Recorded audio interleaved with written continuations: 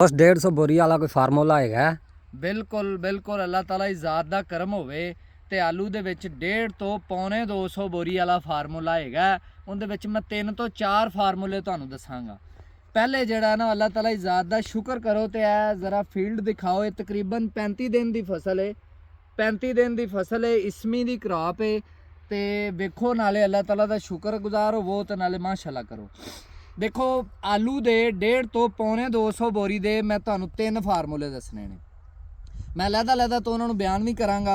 सब तो पहला अच्छी ज़मीन की तैयारी, दूसरा अच्छा फर्टिलाइज़र प्लान, और तीसरा अच्छा पेस्टिसाइड प्लान, और चौथा जिहड़ा ना पानी अच्छे तरीके नाल और टाइमली लाना।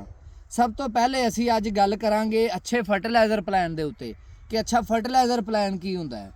देखो फर्टिलाइज़र प्लान दो किस्म के चलते हैं पाकिस्तान दे विच। एक वो जिहड़ा आम ज़्यादातर इस्तेमाल हुंदा है, और दूसरा जिहड़ा मैं तुहानूं दसांगा वो यानी जिहड़ा स्पैशल फार्मूला आलू दी 150 तो उत्ते बोरी क्रॉस करन लई।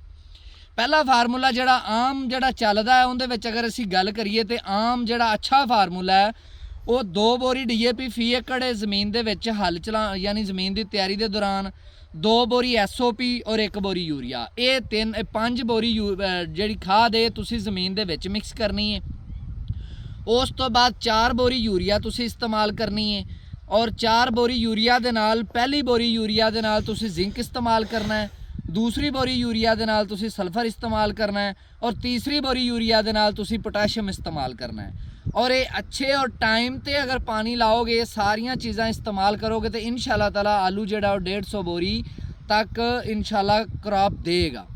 हुण दूसरी साइड ते अगर आ जाइए, वो फार्मूला जिहड़ा असीं इस्तेमाल कर रहे हैं वो अल्लाह ताला दे करम नाल बड़ा स्पैशल फार्मूला है। उहदे विच मेहनत ते एहतियात भी काफ़ी घट है और फल भी उहदे च ज़्यादा है, थोड़ी जी इन्वेस्टमेंट ज़्यादा है। पहले उस फार्मूले के बारे तुहानूं दसांगा। फार्मूला की है? फार्मूला यह है कि मुर्गी के वेस्ट के बारे मैं तुहानूं बड़ा कहना। मुर्गी का वेस्ट है, प्लाट 2 एकड़ का प्लाट है, इसमी की क्रॉप है, 35 दिन की क्रॉप है। इहदे विच तकरीबन पौनी मसदा गड्डी इहदे विच मुर्गी के वेस्ट की पाई है, और 1 बोरी DAP पाई है नाल फी एकड़। उस तो बाद ना कोई जिंक, ना कोई सल्फर, ना कोई पोटाश, कोई चीज़ नहीं, क्योंकि ये सारियां चीज़ां जिहड़ियां मुर्गी के वेस्ट दे विच कवर हो जांदियां ने।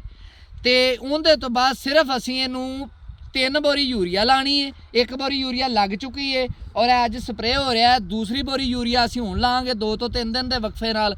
उस तो बाद तीसरी बोरी यूरिया फिर असीं अज तो तकरीबन कोई 15 दिनों लांगे 10 ਤੋਂ 12 दिन के वक्फे दे नाल। ते इंशाअल्लाह ताला ये फसल तुहाडे सामने अल्लाह के करम नाल ये पटाई होएगी तो तुहानूं इंशाअल्लाह 150 बोरी तो अबव अल्लाह ताला रहमत करेगा, तुहानूं इंशाअल्लाह सारियां चीज़ां दिखांगे। और मैं ये समझना कि खाद वाला फार्मूला जिहड़ा है उहदे नालों किते ज़्यादा बेहतर फार्मूला मुर्गी दे वेस्ट वाला फार्मूला है। तो इहदे नाल इजाज़त दिओ। किसान जिंदाबाद, पाकिस्तान पाइंदाबाद।